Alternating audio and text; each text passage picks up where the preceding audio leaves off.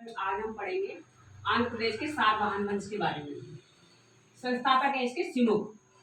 कर्ण वंश के अंतिम शासक सुशर्म की हत्या करके सिमुक ने अपना जो वंश है वो स्थापित किया था। ठीक है, उसका नाम था सातवाहन वंश। कहाँ पर है ये? इस समय जो क्षेत्र देखा जाएगा महाराष्ट्र में और आंध्र प्रदेश। राजधानी थी इसकी प्रतिष्ठान, उसको पैठन भी कहते थे।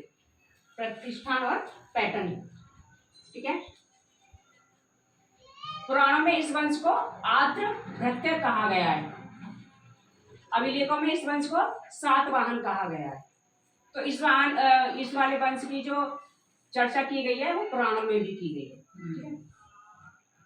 सातवाहन वंश की जानकारी के स्रोत कौन कौन से, कहां से हमें पता चला कि सातवाहन वंश था?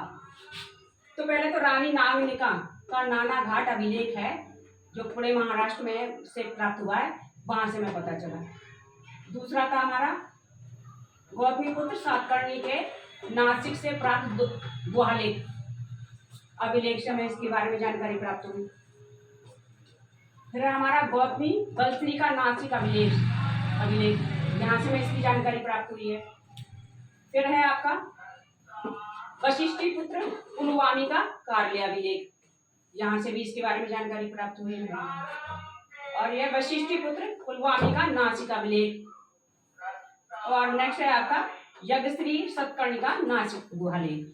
यहाँ इन सारे लेखों से हमें इस वंश के बारे में पता चला। फिर है आपका सातवाहन वंश के प्रमुख शासक कौन कौन से हुए, इसके बारे में बताया जा रहा है। पहले आते हैं आपके सातकर्णी प्रथम। ये ब्राह्मण और बौद्धों को भूमि दान में देते थे। ठीक है, सबसे पहले जो अभिलेख में प्राप्त ये पता चला कि ये ब्राह्मणों और बौद्धों को उन्होंने भूमि दान में दी थी। 2 अश्व यज्ञ किए इन्होंने, 1 राजसूय यज्ञ किया।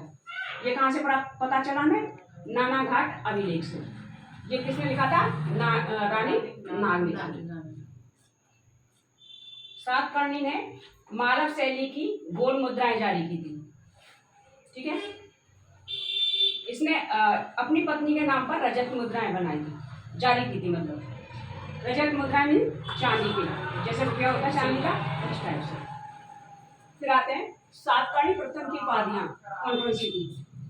पहली थी दक्षिणा पथपति और दूसरी आपका अप्रतिहत चक्र। सेकंड आते हैं हमारे राजा हॉल, इनका नाम है हॉल। हाल ने प्राकृत भाषा में गाथा सप्तशती की रचना की थी। हाल के दरबार में रहने वाले लेखक कौन कौन से, इसके बारे में बताया। पहला है गुणांक, ये ब्रह्म कथा के लेखक हैं। फिर आपका है सरबर्मन, ये कातंत्र के लेखक हैं। फिर देखते हैं तीसरे आते हैं हमारे गौतमी पुत्र सातकर्णी। ये सबसे फेमस, मतलब सबसे ज्यादा बलशाली राजा थे।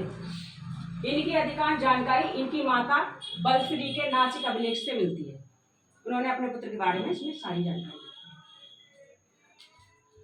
दी। इस लेख में सातकर्णी को आदित्य ब्राह्मण कहा गया है, ब्राह्मणों का ब्राह्मण। इसमें कहा गया है कि गौतमी पुत्र सातकर्णी के घोड़ों ने 3 समुद्रों का पानी पिया था। फिर है सातकर्णी ने चतुर्वर्ण व्यवस्था की नीति स्थापित की। फिर उसके बाद में है इसका साम्राज्य उत्तर के मालवा से दक्षिण में कर्नाटक तक फैला हुआ था। सातकर्णी ने बौद्धों को अजंत काल किया तथा कारले के भिक्षु संघ को ग्राम दान में दिए थे।